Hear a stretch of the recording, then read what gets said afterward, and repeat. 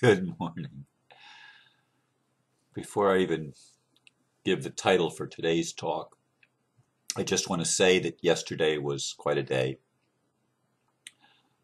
I don't know how many times, numerous times throughout the day, I stopped and just focused for a bit on all of the people that were also focusing on world peace and on creating a sustainable world and on the changes of consciousness that are happening as human society awakens from its nightmare and from its prison.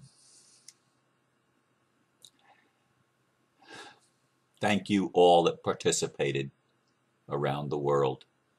I'm glad to have been a part of it, albeit a small one. I did get one email this morning from a man who said, "I've never felt joy." And that's sad. Many of you expressed that you also felt a download of energy yesterday, as I did in the early hours of the morning after midnight when 11:11 arrived in my time zone. Anyway, today the title is Exposing Fraud and Seeking Justice. There's a part of me that would like to set the whole world free from the fraud and corruption that abound in human culture. Yes, I see it. And unlike those that say, "I'm doing just fine," too bad if you're not, I care about those that simply do not know what to do to free themselves from the invisible bars of the prison of their ignorance. Still, I cannot help everyone, nor even a lot of people with their specific issues. I simply do not have the time. The best I can do is point them to places where they can gain greater information and knowledge. I can't save them or do it for them. It just doesn't work that way. Each one of us has to do our part to awaken to who we are and what we can do to help ourselves. The old cliché, "You shall know the truth, and the truth shall set you free," is necessary. There can be no justice without truth, and there can be no peace without justice. To reach this point, we must take personal responsibility for our situation and work hard to overcome the injustice. And then I list recommendations. Jurisdictionary, How to Win in Court, written by a Florida attorney, doctor of law. Yes, Dr. Frederick Graves. Very, very good. I wish I had this years ago, but it's only been this year that someone directed me to this, and it has revolutionized the way I deal with the court.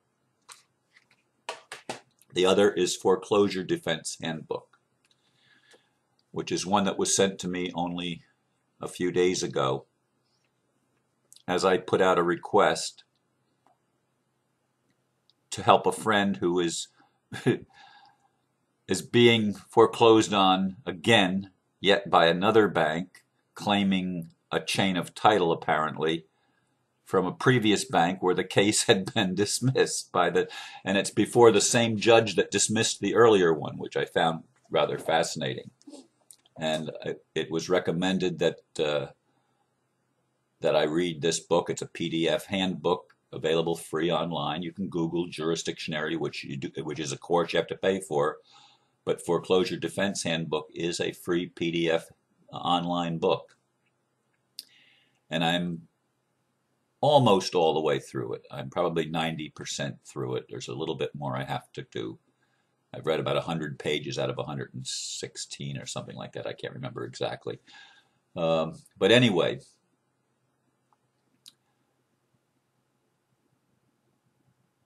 there is much injustice in the legal system, and the banking industry and financial industry is at the root. Not a big surprise, huh? Is at the root of most of the fraud and most of the corruption. Corruption in government, trace it back to the banks. Corruption in businesses, trace it to the banks. Corruption in our education system, trace it to the banks. You can virtually trace every fraud and every injustice that takes place on this planet, ultimately to the banks and to the financial industry. That's just the way it is. Now, you could also say it's religion. But bear in mind that one of the largest banks in the world is the Vatican Bank. Religion and banks corrupt, or money, the financial system corrupts everything that it touches because it's based on fraud. Fractional reserve banking is fraud. Creating money out of thin air is fraud. Creating fiat currency is not only fraud, it's counterfeiting. It's not real. Everything in the world is tainted by the financial system.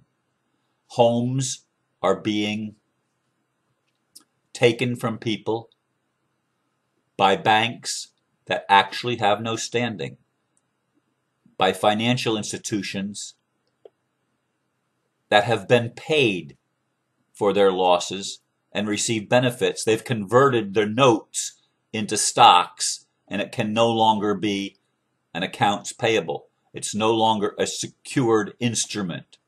It becomes a stock, and it's a risked instrument. And if the stock goes bad, if the stock doesn't work, well, oh well. High risk, you took the chance. You lost. The banks lost, but they don't ever admit that they've lost, or at least not without people standing up for their rights. And if you don't know your rights, you don't have them. You don't have them. But we do have rights. Individually, we do have rights. We have a right not to be defrauded.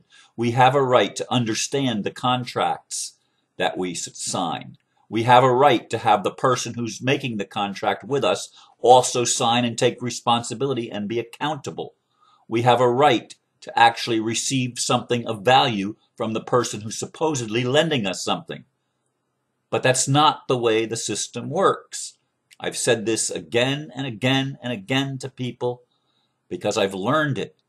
The way the system works is the borrower creates the asset. Not the other way around.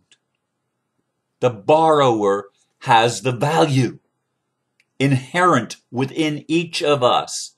We have value, the value of our work and our productivity and our creativity, the value of just being human. We have value.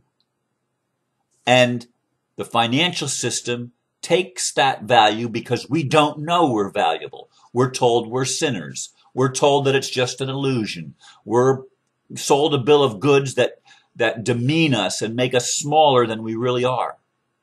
And we buy it. We buy it.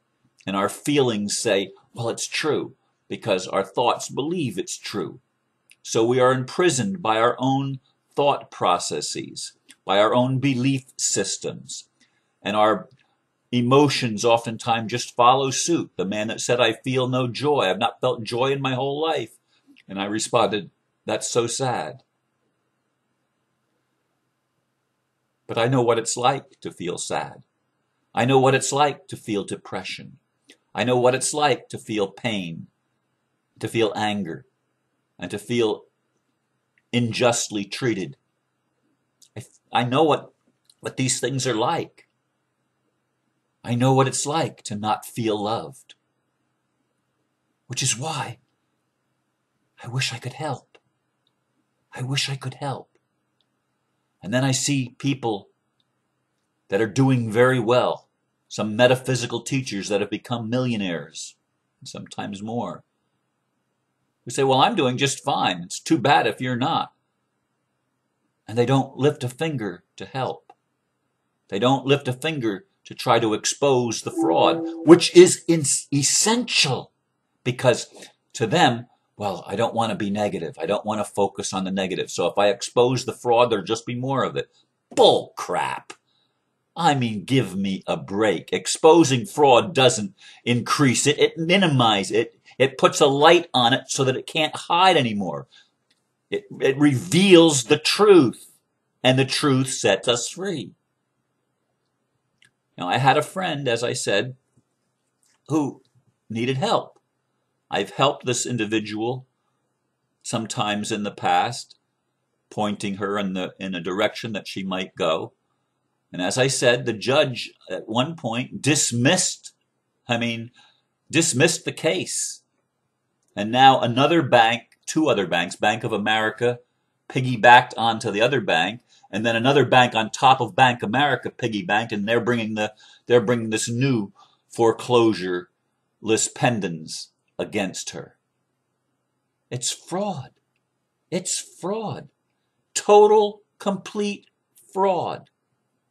And most people don't know the difference, and so they allow the banks to steal their property, or they choose to go bankrupt when actually what's bankrupting them is a fraud and should be summarily dismissed. But the lawyers either don't know or don't care, and the judges haven't been properly trained either, because they're just glorified lawyers acting as administrators of the financial accounts for the banks. Now, do we want the banks to fail? Some people would say yes. In the book, Foreclosure Defense Handbook, I can't remember who wrote that, I forget. But anyway, he says, no, we need the financial institutions to be able to be solvent and to be sound. Well, that's debatable. I know some people that are my friends that would say, no, we got to get rid of the whole financial system altogether. Eliminate money. It ain't going to happen in my lifetime. Unless I live to be, 500 years old, maybe. I don't really believe it's going to take that long. I believe it will take, though, a couple of what we call generations, or have referred to as generations, before we see a world where we can live without money. Money has become the way of it for living in a three-dimensional reality. And you say, Ron, but we're moving to fifth dimension, or fourth and fifth dimension. Okay, but what does that mean? Does that mean we live in a world where we're going to be able to click our fingers and create everything we want out of nothing, like the bankers have done with money? Is that the world we're going to be moving into? I don't see it happening overnight. I don't see it happening without an interchange in the human heart and in the soul, where we recognize who we are and we recognize the latent gifts and talents and abilities that we each have hidden within inside of us, and awaken them so that we can use them. We're not there yet. We're not even close. I see it. I see all the people waking up, but I also see a greater number still sleeping. It's the way it is. And I care about those that sleep. And I care about those that are waking up, because some of them seem to be waking up or claim to be enlightened, and they have the attitude that I described in the blurb again. I'm doing just fine. I focus on what I like, what I want, what's good. I focus only on those things.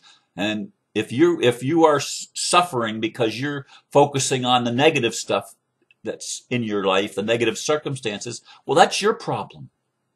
I'm not gonna put my attention there. I'm not gonna do what I can to help. I'm not gonna have compassion. And they think that's enlightened? Not having compassion? Give me a break. I don't want that kind of enlightenment. If that's enlightenment, you can keep it. I don't want it. I don't want it. I'm not completely free as a human being living in this world until my brothers and sisters are also free. Freedom is not something that I can have just for me. It's a collective thing, because I am part of a greater whole. I am part of the whole. All of humanity, for me, needs to be uplifted. All of humanity needs to be awakened. All of humanity needs to be enlightened. We all need to be healed. And the healing comes from knowing that we're in a world that's a prison, and knowing how we got there. And it's through ignorance that we got there, because we forgot who we were. We forgot we're prodigal children, remember? We chose to go on this journey into the far country. This is the far country. This is the far country on the edge of the Milky Way galaxy. It's going to be aligned with the center of the galaxy in only a little over a month from now, according to what we're being told. What changes will that bring? I know there's changes coming. Sometimes they don't seem to be coming fast enough, but they're coming. And we need to awaken. Until we take responsibility and start doing what we can do, I don't believe heaven can help us as much as we might like. Heaven cannot save us, because what heaven wants for you is for you to know you, and to know your power, and to have your wisdom, and to have your compassion awakened, to have your soul restored and your mind renewed. It can't do that for you. It can help you by giving you grace in downloads of energy, like happened yesterday with so many people. It can help, but it can't do it for you. You have to be willing to do your part. I used to hate that God helps those who help themselves. Well, I didn't feel like I could help myself. And so I was really angry with that saying. But it's true. It's true. God can point you to where it is through me or through other people in your life, to where the answers might come.